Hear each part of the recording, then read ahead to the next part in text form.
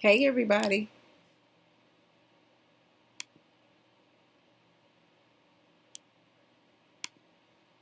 Hey, hey, hey.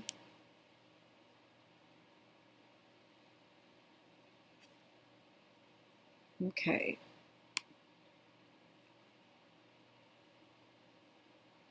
Okay.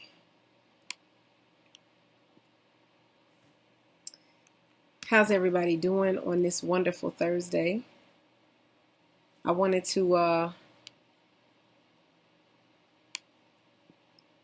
jump on here. If you don't know me, I'm Aquila Maddox, the Inspirationalist. And as always, it is my desire to inspire you to grow in every area of life, as it pertains to your purpose, your personal growth and development, your family life.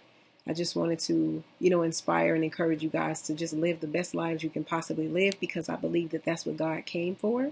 Like God sent Jesus for, was so that we can have abundant life. And so he wanted to establish a life where we can have peace and wholeness and and joy. And so anyway, today I wanted to talk to you guys because a lot of times we are, people are trying to figure out, like, how do I discern? Have you ever, when people always say use your discernment, right? Use your discernment. How many of you have actually, questioned, like, how do I know my discernment is working? How many of you, hey Rose, how are you? How many of you have questioned that? Like, is my discernment even working? You know what I'm saying? Am I able to, hey John, how are you? Have you been in a position where you're trying to figure out, like is this thing even on? Is it even working? And so I wanted to talk to you about discernment today and why, and one, help you hopefully identify how your discernment is even, how it communicates, like how God is leveraging, your body to give you, wisdom on how to proceed, or whether or not you should retreat. How many of you have been in a situation where you're like, Lord, I need to know, are you calling me to retreat right now? Are you telling me to proceed? Am I overthinking? Like, what's the situation with me? How many of you guys can attest to that?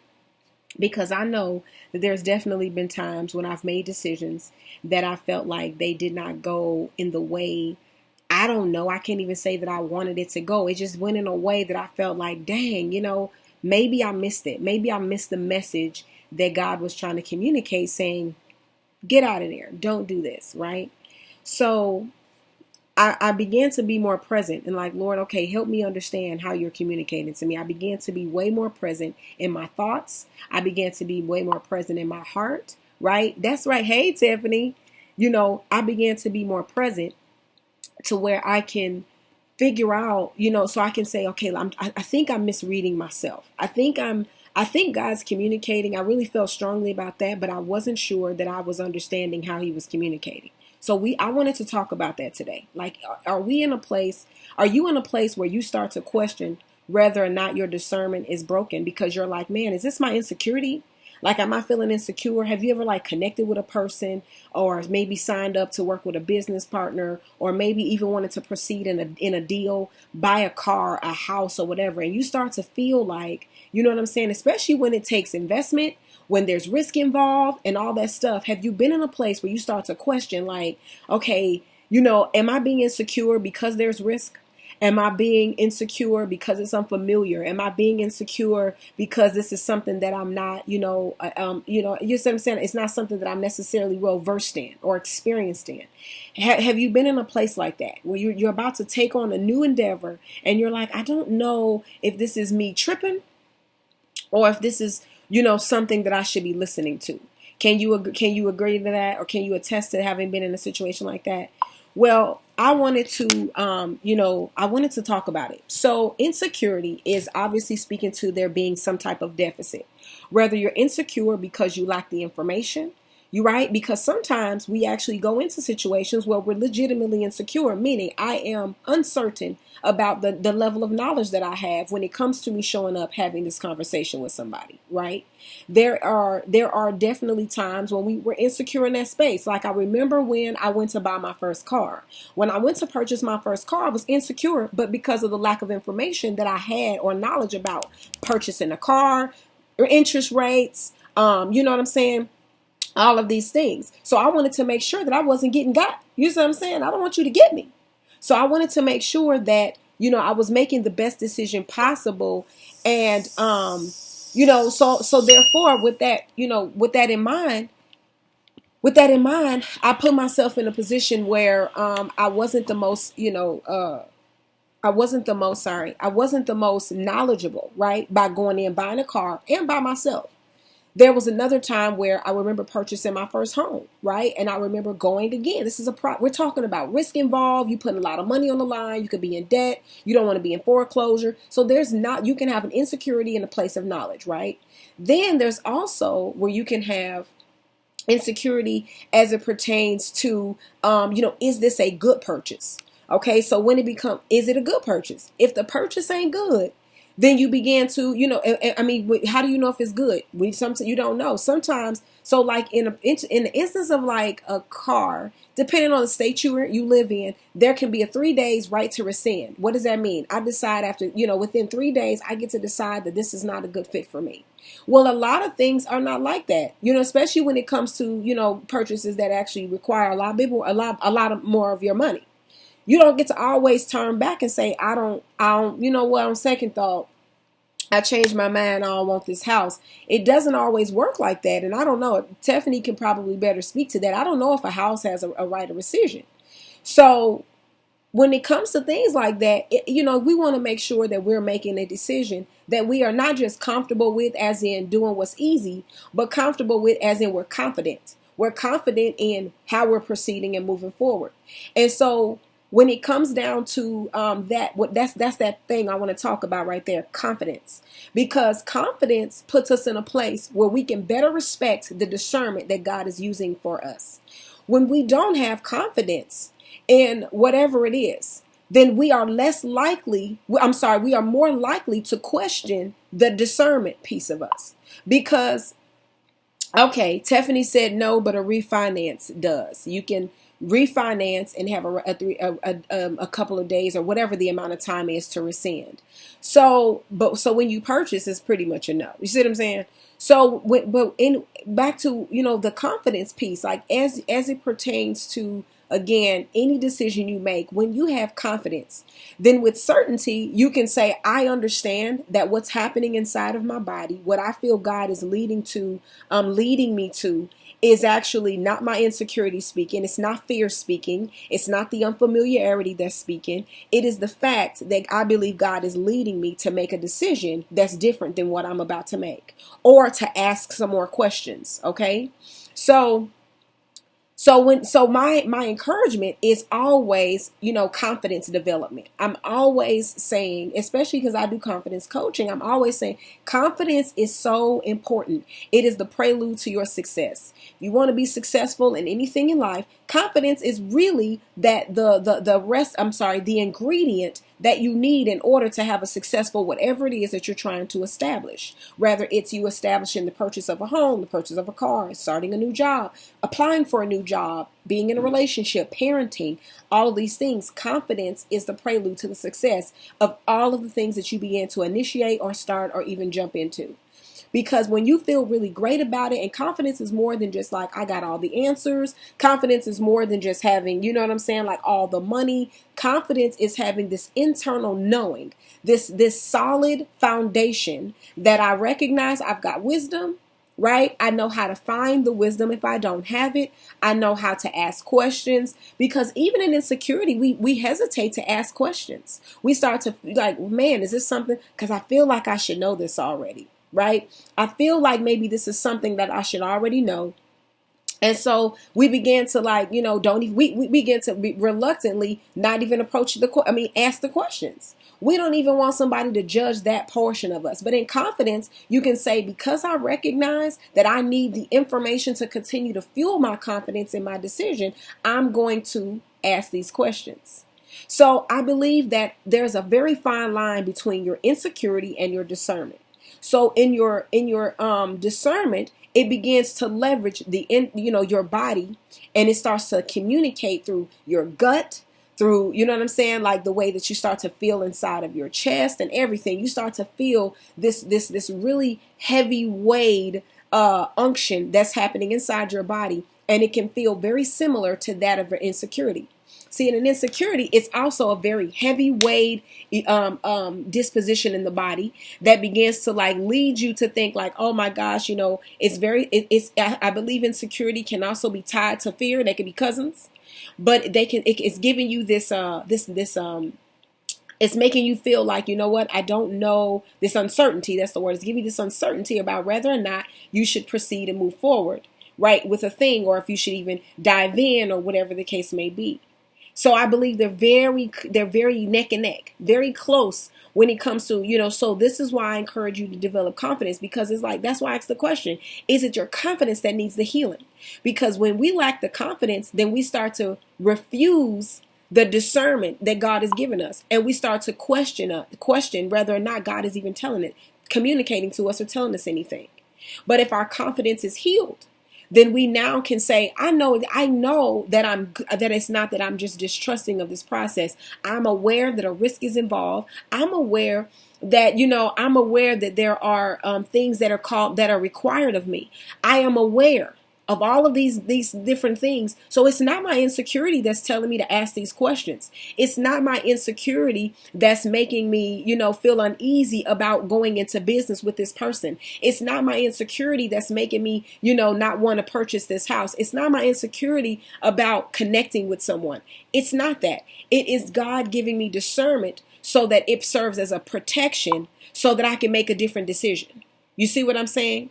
And that is where I believe that a lot of the times that the enemy begins to add weight, because when you have insecurity, I said, listen, imagine you doing push-ups. When you do push-ups, it's already lifting up your own body weight. That's already enough, right? Because when I do push-ups, your girl be struggling, right? So I do my little push-ups, and it's already enough weight just for me to lift up my own body. But then imagine if somebody came and they start putting, bags and, shoes and stuff like that on my back. You're not only antagonizing me. Now, granted, you're antagonizing me, right, while I'm over here lifting weights, but you're making it more heavy. So you're changing my level of endurance, which may even encourage me to quit sooner than what I believe, you know what I'm saying, that I was going to be able to do.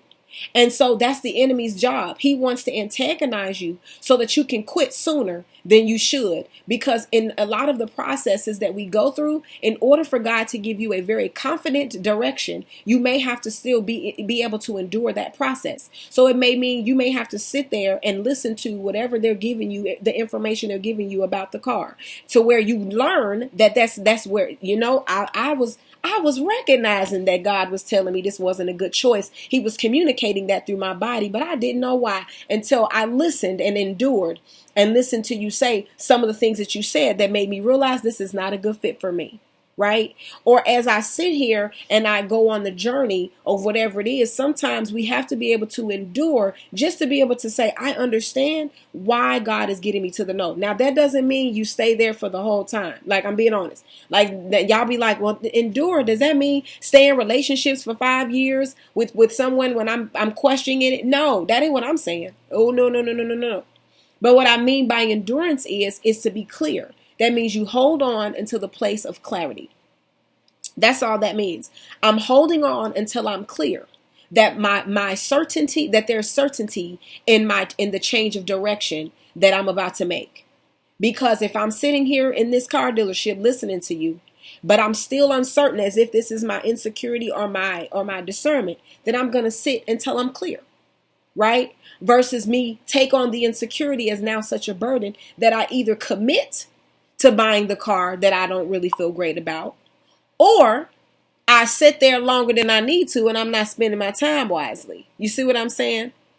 Absolutely. Absolutely, John. In other words, watch the process to see if it connects to God's will. Absolutely. That's exactly right.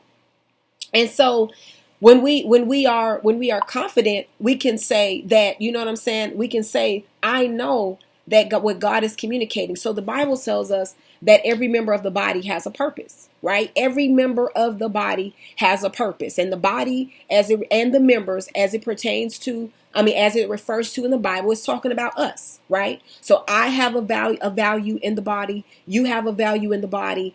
I might be the eyeball, you might be the leg, somebody might be the knee, somebody might be a toe, somebody might be an ankle, or whatever. Every person has value in the body, right? So now what happens is that because we all have value, I'm not going to dismiss the value that you bring, and don't dismiss the value that I bring, and so on and so forth. Well, oftentimes, while this is true, we don't apply that same word as it pertains to the way God communicates to us. Because when God communicates to us, he just as well he communicates by means of the body, right? He communicates. So the Bible tells us that there's people who are preachers, teachers. Thank you, Charlotte. I appreciate that. Thank you so much. It's been, I'm pressing through with the hair thanks to Tiffany, because Tiffany said, give it a go, and I'm working on it. So thank you so much, Charlotte. And thank you, Tiffany, for encouraging me not to give up on my hair. So, so as it pertains to the body, we all have value, right? And yet when in the Bible, it talks about how some will teach, some will preach, some will prophesy. We've got evangelists. We've got all these different members of the body. What are they doing? They are communicating to the body and to the world, and to, you know what I'm saying, to creation. They're communicating. They're getting a word out. But every person's word has a value. Well, why is it that when it pertains to our own life, when it pertains to the direction that we're going in, that we're seeking God for, we only listen to two members of the body? We only listen to the mind, and we only listen to the heart. Sometimes people listen to the stomach. They listen to the gut. But why is it that we're limiting how the value of the other members of the body? Because God will communicate. Have you ever been around somebody and something said, don't shake somebody's hand?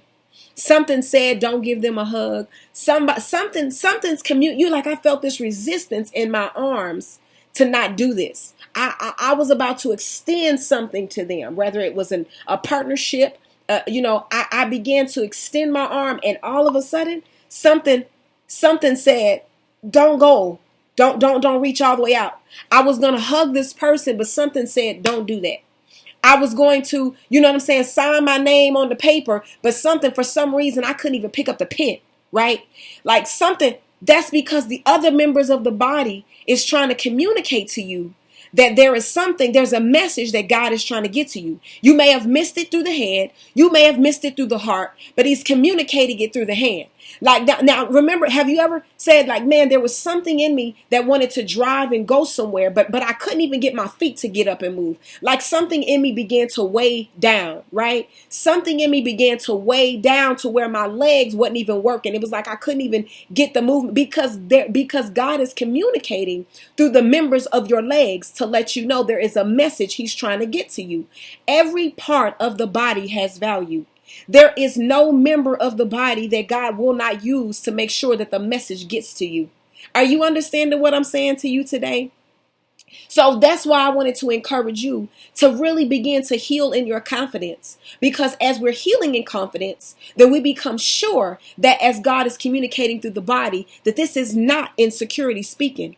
Now I can clearly take the message that God has given to me and move forward in direction. I can move forward in confidence about which way I'm going or what I'm retreating from. Am I making sense to you today? Right? So I recognize again that this is not something that, listen, this is not something that everybody can just do. They're like, listen, people are like, Aquila, this is easier said than done, right? Hey, Liz, this is easier said than done. This is something that you may feel like, man, I want to do this, but I don't know how. God has given us so many ways, right, to develop confidence. He's given us people sometimes. There are people in your life who will speak a word to you that will encourage you, and it's to accumulate confidence in you. God will send strangers. He'll send somebody that you don't know, somebody you do know. It'll come through a child. There's different ways because God realizes the weight of confidence in our life and how it affects how we show up in every other area. So as he's sending these things, what are you doing with them? Are you receiving it or are you rejecting it? Are you questioning somebody's intentions and trying to figure out if whether or not what they're saying, are they just trying to be ill-willed? Are they being mean? Are they, you know what I mean? Are they just trying to manipulate me? What are we doing with it? There is a lot of confidence accumulators that you experience on your journey that we forsake again because of the insecurities that we have and that have also been accumulated on our path. I want to say that it is God's design and best intention for you to be firm in who you are, to see the beauty that other people lays their eyes on and that they identify within you. It is God's best will for your life for you to know that although things may seemingly go awry, that there is still a great plan. It is God's best design for you to recognize that there are some situations that may not turn out the best, but you will still get a win from it. It is God's best design for you to win. For you to win. And when we are not in our best view of self, it makes it difficult to identify that what God really wants for us is a win. It makes it very difficult, and therefore the enemy has a better chance at knocking us out of the race because he figures you don't even know where you're going. And in fact, not only do you not know where you're going, you don't even realize you've got everything it takes to be in the race and to achieve the goal. To be in the race and to achieve the goal.